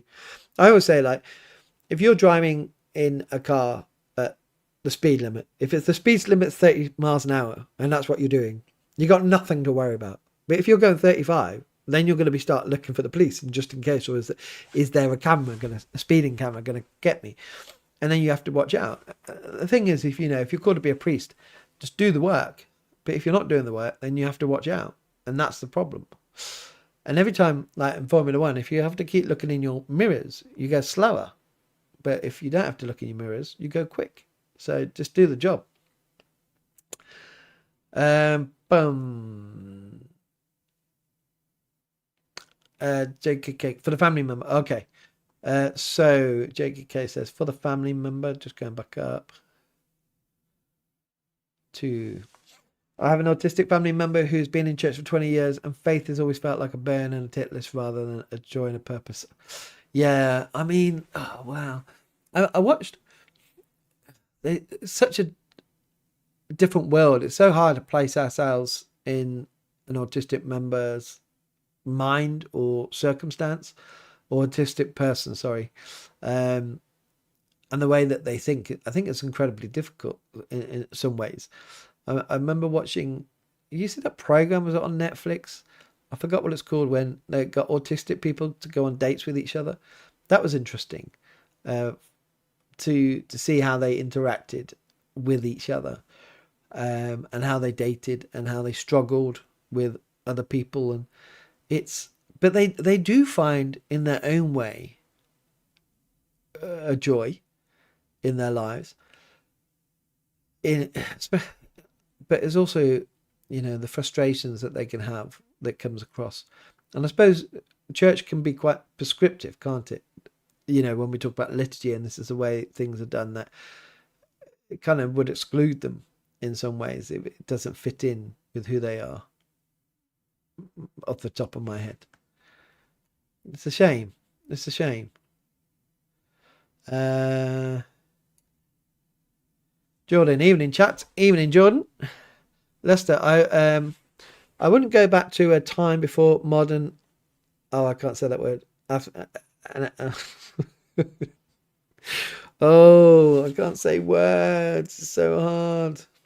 Anesthetics. Well, you there, you can read it for yourself if I can't read it.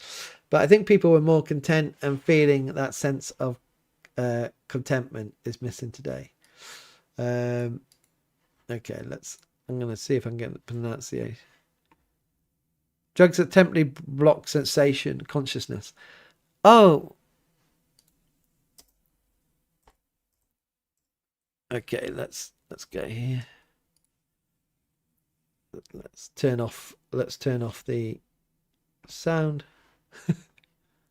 And let me learn how to say this. Oh, I still got the sound on. Anesthetics. Why couldn't I say that? Anesthetics. I wouldn't go back to a time before modern anesthetics. Yeah, that was weird. Sometimes I do that on my videos. I have to stop a video and I get to a word and I'm like, I've forgotten to pronounce that. But I think people are more content and feel the sense of contentment is missing today. Anesthetics, yeah. I think I've said before, I avoid any man-made drugs if possible. Psalm 125, good evening to those who just joined the chat. And Karen, good evening. Glad to join you this evening. It's good. It's good that you joined us. Psalm 125. Why are some vicars known as rectors? It's a job title. It's historic. I'm a rector and I live in a rectory, and a vicar lives in a vicarage. In my 10 years since I was ordained, I've never been a vicar. I've never been a vicar. I've been a priest in charge. I've been a curate. I've been an interim minister, and I'm a rector, but never a vicar. It's just an historic title for a vicar and rector. Now, it depends on the church. That's the only difference. No extra money. Rectors, I think years ago, would have got more money off the land, off the glebe and things like that. But not me. Not now. Nick, the building next to the church is our elementary school. Oh, okay. I thought it was a school hall, a church hall. Oh, okay. And you got a baseball field behind your church, or is that a softball? It looks like baseball, but it could be softball. That's quite cool. That'd be good. We should get a football pitch in our cemeteries. I don't think all the people will be buried there will be happy, but yeah, that'd bring people into the church. Sunshine Laney, no reverence for God is the simple answer for divorce of cohabitation. Yeah. Yeah. I think I said last week. Divorce does happen in certain circumstances. Oh, the game has finished. The American football game, that is. Karen, I just discovered this live chat and I'm glad that I did, enjoying the chat. Thank you. Karen, it's good that you are with us. I do this weekly and we just get together. It's a lovely little community and we just sit here and we chat and we ask questions. And Han hasn't been here yet. Han's not here yet. Han always asks a question and we just talk about different things and then we run out of time. It's 9:25 already. Wow. I tell you what, I could speak. I'll tell you, I could just go on and on and on. Jeez, crazy.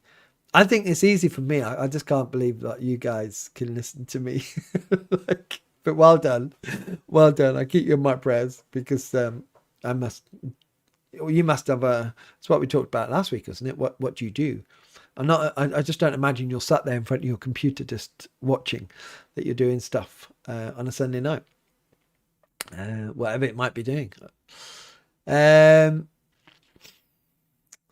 Someone to 5. It's great to see us all participating in the chat. It is. I do like it. I really do.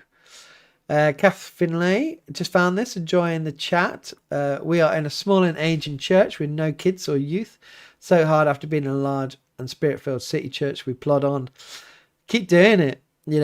Keep doing it. When I came to this church, the congregation was older and I think there was like one family, and now we got, sometimes when we do our children's church, we can have up to 12, we can have 8, we can have 4, it depends on the week, but we have got children back. Our choir's growing with children. We got teenagers coming to our youth group.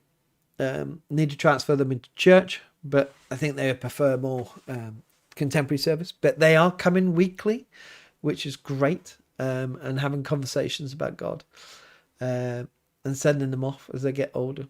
But and we got the good thing is as this cohort of youth teenagers at the moment grow up, we got this younger lot coming through. And I think it really is about how much we engage with our community and the schools and stuff like that. I think it's and what we offer. So my daughter's got so many kids into the choir. And then one of the other kids got one of her friends into the choir who loves it, and so they love singing. It's a great way into church. So I think, yeah, keep holding on and keep praying. That's the big thing, isn't it? John, I'm dealing with an immigration issue. I am British. My partner isn't. I have views about cohabitation before marriage. The Home Office basically say they recognise our relationship. We spoke about this last week, didn't we? Yeah. Well, that's the world, though, isn't it? Of course, that's one thing we have to separate. Of course, the world will say this, whereas what does the Bible say, and how do we deal with that? How do we deal with it? But what we can't do is bring in the world and say this trumps what the Bible says. We can't do that. The Bible trumps what the world says. Miss Baker, Rev Dan, do you use altar servers in your services? As in people? Or other thing? I assume you say people to help out. No. It's funny, in my previous parish, which is a bit higher at the candle, we had 32 when I first got there. 32 people in the congregation, and 5 or 6 people assisted me with communion. It was quite amazing. You know, I had someone to turn the pages of my book. That was their job, to turn the page of my book. And in this church, I have no one. I do have someone who helps me with communion, with the wine, but that's it. I've had to learn how to turn the page of the books myself. They would do all the preparation. They would get all that ready. I've had to go back, slum it, and do it all myself, and even clean up after myself. But someone does clean up at the end of the service, thank God, because otherwise, that'd be more work at the end. But no, we don't have anyone helping out in this church. I think we used to, and the sad thing is, once those things go, it's hard to bring them back. But when we have people in, some of the times you have kids helping out, don't you? Acolytes with the candles. They're in the choir, so they're all busy. So at least the kids are doing stuff. John, but because we don't cohabit, we don't meet the requirements under the rules. Oh, right. Oh, okay. The Home Office basically say they recognise our relationship. Oh, I see. Sorry, Mr. Baker jumped in between. But because we don't cohabit, we don't meet the requirements of their rules. Oh, yeah. So that is a problem. Yeah, that is. Yeah. And they don't recognise your faith as context within why you don't, I suppose. And that's where the world and our faith clash. Can I ask a favour, actually, while I'm here? Just think about it. Do hit that like button, because it really does help. I know we always say that on YouTube. You'll see people saying, oh, hit the like button because it really helps. It does. It really does. It shows that you are participating and helping. And every time you write a message, well, that shows YouTube people are engaged. It's all about engagement now. Nick, my parish was first founded in the mid-1850s. Frontier days. The church was finished in 1873. That's quite cool. That's quite cool. I mean, I love the roads in the States can be so Roman roads that they're just like I'm just looking on the map there. The 10. You just call it the 10? Not too far. It's just straight for ages. What is the speed limit of 55? Oh, that'd be so boring to drive along such a straight road for 55 miles an hour. Oof. Someone to Mr. Baker, our church keeps asking for more altar service, but they had 6 or 7 this morning. Oh, wow. Wow. Yeah, we don't get. Francis, rectors would have received income from glebe-land. Vicars don't receive such money. He's not sure when things changed. I think probably in the 70s when it all went centralised, didn't it? Was it in the early 70s it changed? You kind of find rectors. People understand the term rector now. If you were in charge of many churches in a benefice, you might find rectors, and vicars in single churches have got 1 or 2 churches. People would associate it now. Not saying that's true across the board. I'm a rector with 2 churches, but 10 years ago the rector here had 1 church until they made it into 2 churches. So yeah, now it's just a historic name. But it was to do with the money, as Francis said. Where I was, they got a lot of money. In Chalfont St Giles, the rector got a lot of money. Really high.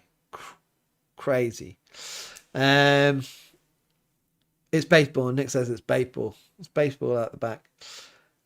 Someone 25 said, what's glebe land? That's land owned by the church that they made money and rent off. But and I'm sure Francis will answer that as well. But that money now goes to the diocese, not to local churches. We don't even know what land is historically the local church anymore. You might find out by accident, but not straight off. Richard, good evening. Good evening, Richard. Welcome. Psalm 125, we're missing Han. Han is from Singapore, another of our international people, which is quite amazing. Karen is knitting. Well done. Sitting there knitting. What are you knitting? Lester, could I have an or as I'm a Tottenham supporter? I'm an Aston Villa supporter. I am an Aston Villa supporter, so I'm sorry to add to your woes, but you were woeful yesterday. Well, definitely for the first half, you were definitely woeful. Someone to fire. Weren't you going to arrange another visit to your church? It would be an opportunity for some of us here to meet each other. Yeah, I should do that. I should do that. I should do that. When should I do that? May? June? May?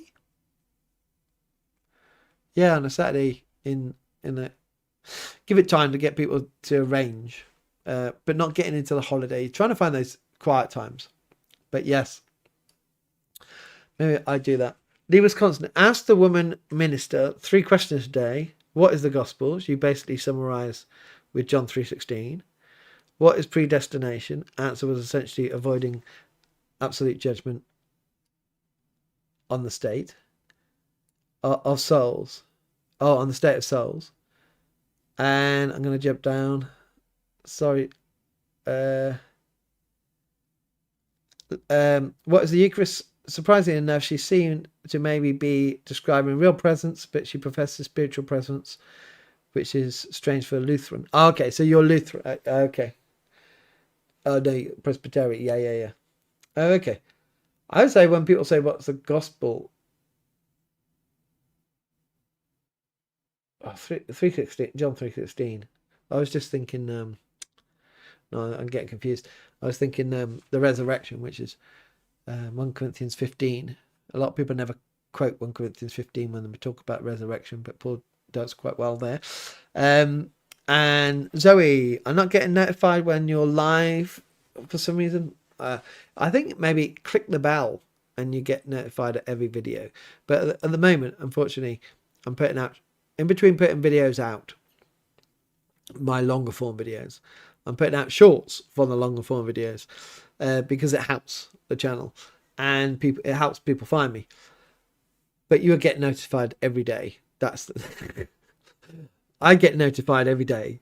I get notified. I'm logged into, on my phone, I'm logged into my Fulfilling Life daily devotional channel, not my Rev Dan channel. And so I get notified when I'm when I release a new video. So I swipe. I watched it. I was there. So yeah, John Clark. Yeah, don't forget to like the video and subscribe to the channel.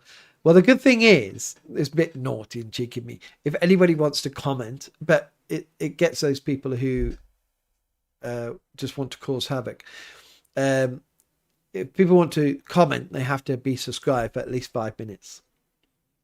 So some people don't want to subscribe and wait around for 5 minutes, so that gets them out. So that's good. But definitely liking the video.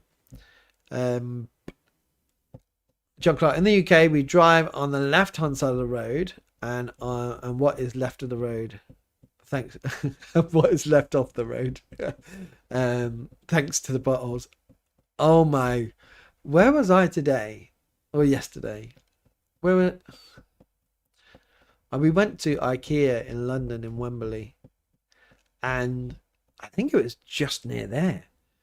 The pothole, not even potholes, they were like trenches, because I see them, and because I ride my motorbike, like those things are so dangerous. You get your wheel in one and you're following it, and you haven't got a choice. And yeah, so whenever I see these potholes, I always think in my bike how dangerous they are. Unbelievable. But we drive on the left-hand side of the road, which is the right-hand side of the road. Susan High Country, Australia. Hello, Susan High Country, Australia. Welcome to us. Kath, We are a one-man band, no choir or any service. The minister now has 3 churches to serve. Yeah, and that's the thing. You look at the stats in the Church of England. If you get above 1 church, it's what, and they did this research many years ago. Well, 2012. 1 minister, 1 church equals growth. Once you get outside that, it's really hard to grow a church. I'm not saying it isn't, that you can't, and by the grace of God, but you know, when you're concentrating on 1 church, you can really grow. Zoe, meh, football. Ban. Football or American football? Oh, we speak about football. Aston Villa and Tottenham. And here we go, John Clark. Arsenal lead in the Premier League. Shock FA Cup exit for Crystal Palace. I know. That was quite amazing. I watched that match. And it was quite... They're saying it's the biggest FA Cup shock in history. Which is... It's quite interesting watching it. Because that might not happen for another 80 years. And you get to see it. So that's quite unique. I think Arsenal will win the Premiership, to be honest. Karen, I'm knitting a jumper, knitting a sleeve at the moment. What colour? And what's it for? Are we allowed to know? Peter Woodward. Hi, Rev Dan. I made a Goan fish curry for dinner, and I could just hear Mrs. Doyle from Father Ted saying, "Goan, Father, try some Goan." Oh my God, I'm destroying your joke. I am killing it, not in a good way. Go and Father, try some. Go and go. And go. Go and go and. Go. No, I'm leaving it. People can read it. I destroyed it. I apologise. So, I'm glad I said this before. I'm glad I'm not super famous. Can you imagine super famous as a Christian? People would just be cutting my videos and then just making memes out of them and just sending them all over the place.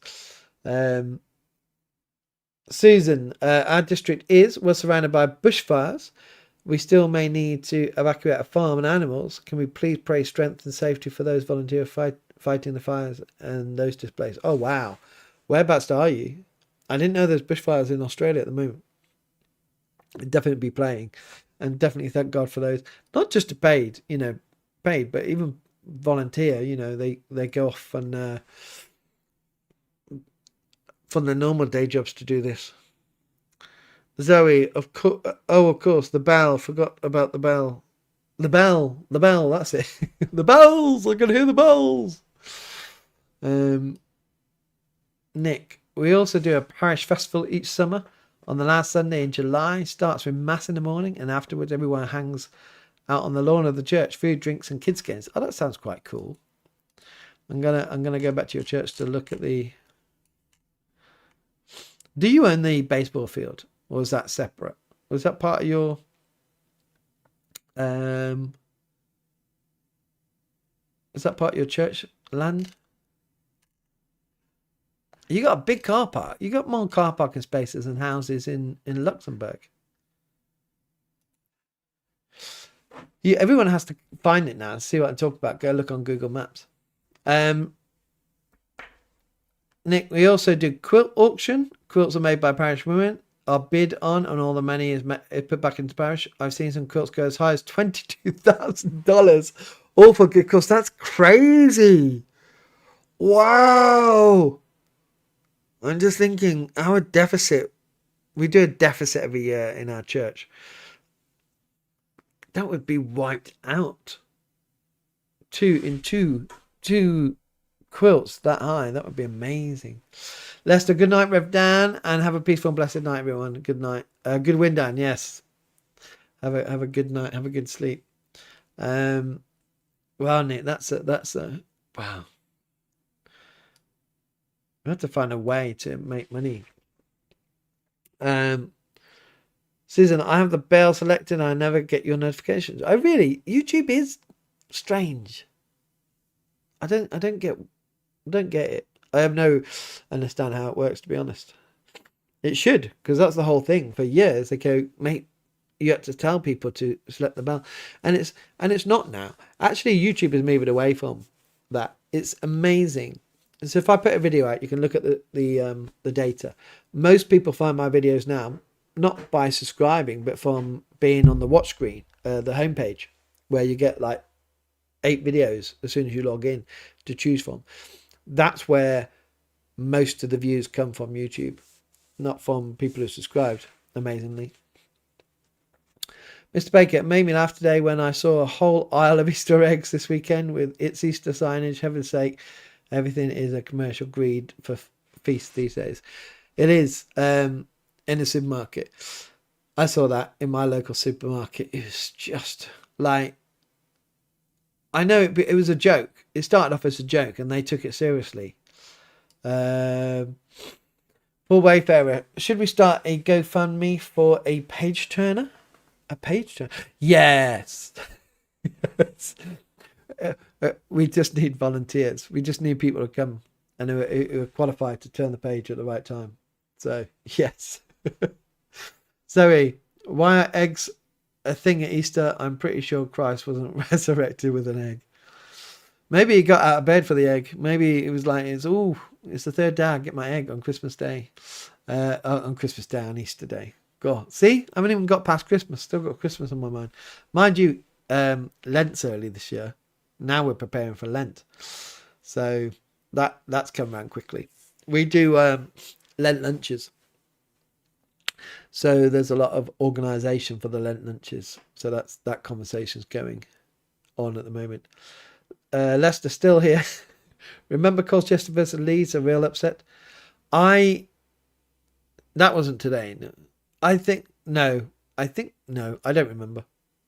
But I would have a look. I can Google it. Remember my memory. Kath, I've heard about the bushfires just this morning. Oh, okay, I'm going to look at the bushfires. See what's going on. Nick, it's owned by the parish. Oh, did they build it? That'd be so cool. That would be so cool. We built our own baseball pitch out the back of our church.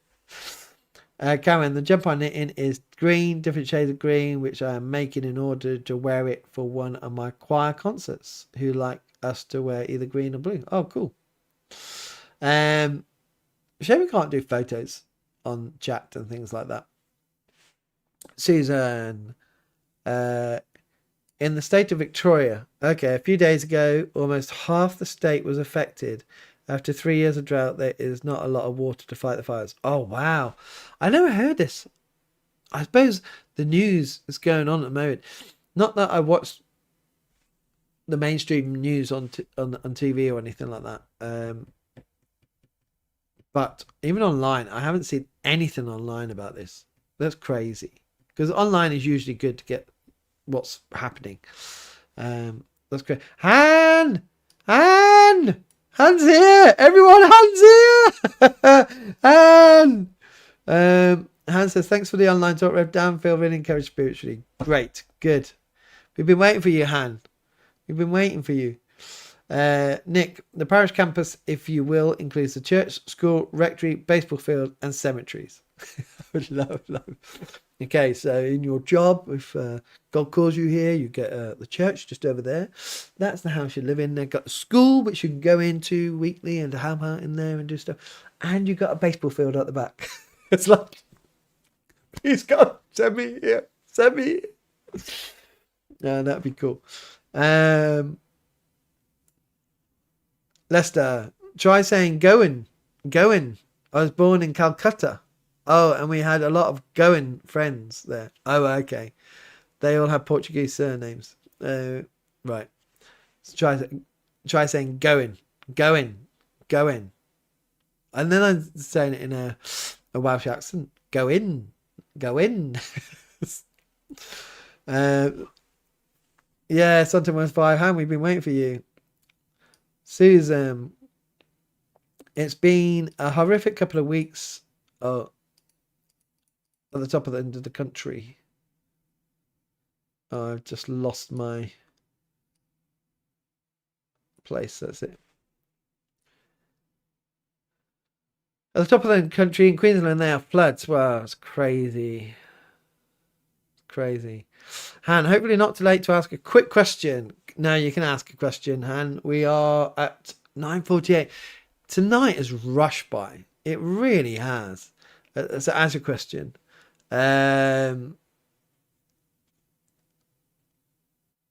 Miss Baker, did Jesus go work on an egg, as the old adverts went? Got. Did Jesus go work on an egg? Go work on an egg. Is that right? Am I saying that right? Go work on an egg. To look that up. John, some people get excited.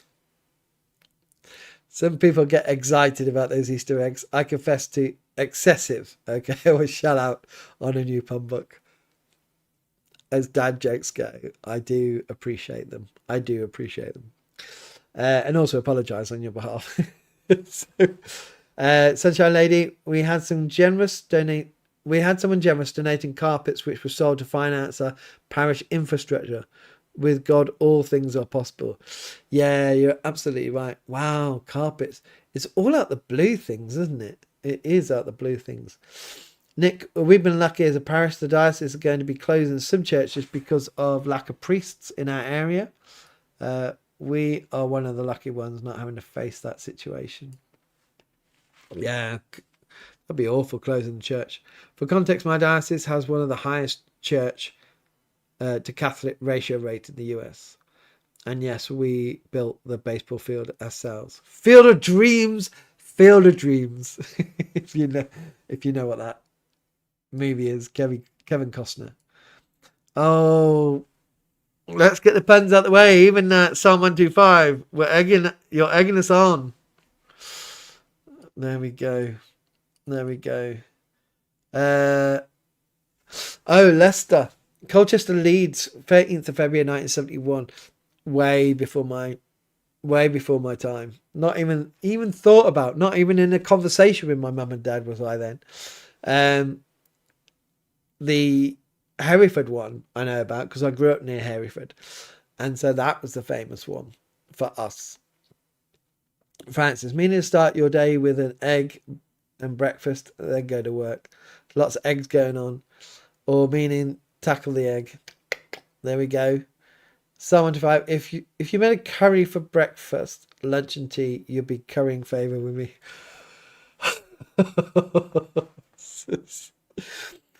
Look what you started. Hands come on and go, what's going on? What's going on now? This serious theological conversation that's happening.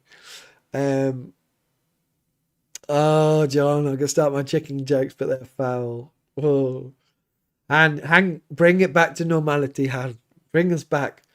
Okay, we'll ask question. Personally, right now, experiencing conflict with family, particularly with parent, due to doctrine denominational difference.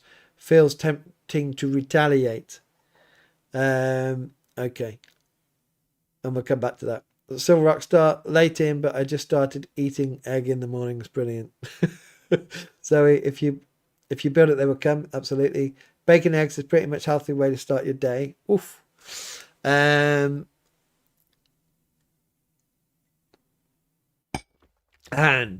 continue. Should I personally consider moving out sooner? The better. Sometimes feel very easily provoked. I think this is close, immediate family, I would say. And it can be hard. Remember, Jesus came and said that family will be split over him and will disagree. You know, those are his words. But we are called to be a witness, and we are called to be family, and family is hugely important. Remember, Jesus grew up in a family. He was born. He grew up with brothers and sisters. For those of us who believe that, Catholics, or cousins, as you were saying, and I know it can be hard, but I'm always evangelistic, so I will answer from this point of view. You know, missionally, for the witness, what does it show them? We need to pray for you for strength. You need to pray for strength, and to be a witness, and to show them in everything that you do. You know, the provocation I find when people provoke you or try, they want to see you mess up. They want to see you act not as a Christian. Yeah. So they say stuff to get you to react, right? And they go, I see, you're not a Christian really. I'm not saying that's happening in your context, but I'm just saying from my experience. And so when they provoke you and you don't act in that way, then they can't say anything. But when you don't act in the way, which is the way they've already thought, if I say this, they're going to act in that way.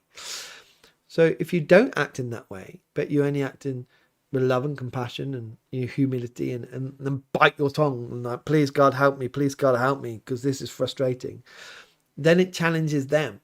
Why aren't they acting? Why aren't they reacting to what I'm doing? They've already thought in their mind exactly what to say to get a reaction. And if you're not reacting, then it's going to challenge them, especially over time. And it's always that, what would Jesus do in this situation? He would love that person. He would challenge that person with love, speaking truth in love, and to bring them to know truth. If you're not there, it could be they're not going to have it, and that could be a challenging thing. But we'll go on. I see you write something further down. Oh, sorry. Bring us back from the theology to and the pastoral to John. I could carp on forever about fish, but it would be selfish. I will be coy. Anyway, enough of my bad puns for tonight, Rev Dan. Thank you so much for an amazing stream. Thank you for being with us. Han, yes, it's quite similar when someone in family changes belief system, etc. Wise grew very, very hyper-charismatic. Wise grew very hyper-charismatic, but now rejecting my family's beliefs for more reformed traditional doctrine. So they are Christians already, but very charismatic, and your reformed traditional doctrine. Yeah, and that would be hard as well, because it's not showing them Christ. Because if they know Jesus, they just do a different. And I think that's really hard, because you see the arguments between denominations sometimes. That's where the nastiness is between Christians, because they're saying, well, I believe in God, but the way that you worship, or the way you do this, and I think it can get quite nasty and a really bad witness. If that's the situation, that needs prayer. And Hannah, I'm happy to speak to you outside of this one-to-one on Zoom or something. It might be easier. Zoe, we often disagree with Baptists in the Presbyterian Church, although we would still say they are Christians. I'm not sure if that's returned though. Exactly. Exactly. I think that proves what I was saying as well. And continues, especially provokes my parent to the point sometimes get into a very loud conflict, which is bad testimony to our neighbour. Exactly. That's the thing, Han. What are you showing your neighbour if they're living next door to a bunch of Christians and they're just shouting? What witness is that? And so you both have to be challenged by that if you're both saying Jesus is your Lord and Saviour. Kath, good night all. Need to sleep. Interview in the morning. Hope it goes well. Be praying for you. John, your stream has become essential viewing for me. Brilliant. I'm glad. It makes it worth going weekly. I'm glad it helps. Psalm 125. I like the bad puns, but always got in trouble at school for them.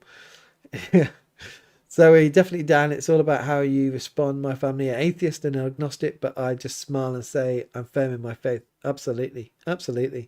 There's nothing more they can do about that, can they? It's what irritates them more as well, but it's also challenging at the same time. It's when they stop doing those things and they go off and they got that quiet time and they might ponder, what can I do? And as they're thinking, what can I do? They think of, why aren't they responding? The more I do, the more they're not responding. Silver Star, Rocket Star. The logic is this. An example, I believe, is transubstantiation. Okay. My more evangelical brothers wouldn't. However, if wrong, then what does it change? Nothing, as it's Jesus who saves by faith alone. Exactly. I think we had this conversation about communion, Eucharist, Mass a few weeks ago, and we can all believe what's happening is different. And I know on different levels it is important and things like that. But, when we're receiving communion, that's the important part, really. We're meeting Christ. Thanks for the Zoom offer. Not sure how to use Zoom in detail, though. Well, I say Zoom, but it doesn't have to be Zoom. I say Zoom because everyone says Zoom. I don't particularly have Zoom, to be honest. Zoe, I do struggle with charismatic and Pentecostal. And that's the thing, isn't it? We all got our different theologies, and how do we work together better? How do we learn off each other? I think in a way, if we can learn off each other in this, it helps our worship of God. As long as we agree with the theology and our understanding of it, it will enhance how different people worship. We're stronger together. And John says, good luck, Kath, for the interview. Kath's probably gone, but I hope her interview does go well. And John, my church choir wants to sing with them. Either they want the congregation truly understand hell, or I sing at the last hymn everyone leaves quickly. We got a good choir. We need some more men in our choir, but we got a good choir. The trouble in my choir is that I'm stood next to them as well, unlike you. Is like I kind of don't sing as loud because I don't want my voice to carry like the choirs, because my voice would just ruin the choir. Silver Rocket Star Methodist. Can of worm there. Methodist were. There's another thing that came out of the Anglican Church. Sunshine Lady, I think Rev Dan, persecution will make us humble and reunited. I think it will. I think that's one thing that's what's happening at the moment, actually, bringing more denominations close together. Susan, I'm going to go. I have a cow in the garden when he should be in a pasture. So better go round up. See, that would be a better live stream. Sunshine Lady, just like Sunshine Lady, wrong one. Susan High Country is following her around as she's getting the cows sorted out. John, apparently I'm a tenor, although most people would pay me $5 for my singing. Oh, I walked into that one. So it is 10 o'clock. Oh, wow, it's 10 o'clock. I think this could be officially the longest live stream. And so at 10 o'clock, it is bedtime. It's bedtime. It's got to be bedtime. So we're going to end there. I'll do the last couple, as long as John doesn't come in with a joke. I might have to restrict John for a while. Zoe, some Pentecostals believe in oneness and not the Trinity, and say their way is the high. It's their way or the highway. Yeah, and I see that. I've been speaking about that with Ricky Doolan and the whole thing coming out with the Tommy Robinson, which I think for all those pastors to stay together as orthodox as some of them are, it'd be interesting to see this year what happens with that. The kind of Christian movement with what do they call themselves? The kingdom. I forgot what it's called. Something about the kingdom. Because Ricky Doolan is a oneness person and the rest aren't, and so I don't think they can hold together. Psalm 125, I don't struggle with a charismatic Pentecostal, but that's probably because I came to know the Lord in 1976 in what would now be described as charismatic evangelical Anglican church. My current church is also. That's the thing, isn't it? It's what you're brought into and what you're used to in one way or another. So, Rockstar, good night. Bless all. John Clark, I hope that you will have a wonderful week. Thank you again for the stream. Karen, thank you for your company. So glad I found this. Keep close to Jesus. Han, it's biblically right to call out the oneness and anti-Trinitarian ascetic. Yes. Oh, is it biblical? Yes, because it is heretical. It's modalism, which was dismissed, I think, in the 3rd century as heretical. And so the oneness anti-Trinitarian is heretical and it should be called out. John Clark, I hope that you will all have a fantastic week. Please stay safe and well. So, Psalm 125, yes, God bless you all. It's been a delight to be here. Han, anti-Trinitarian. And Mr. Baker, thanks, Rev Dan. Have a blessed week and be good in every sense. I will. Thank you for joining me. We will end it there. I will try to leave us with a proper outro, and I'll see you next week. Stay safe and pray.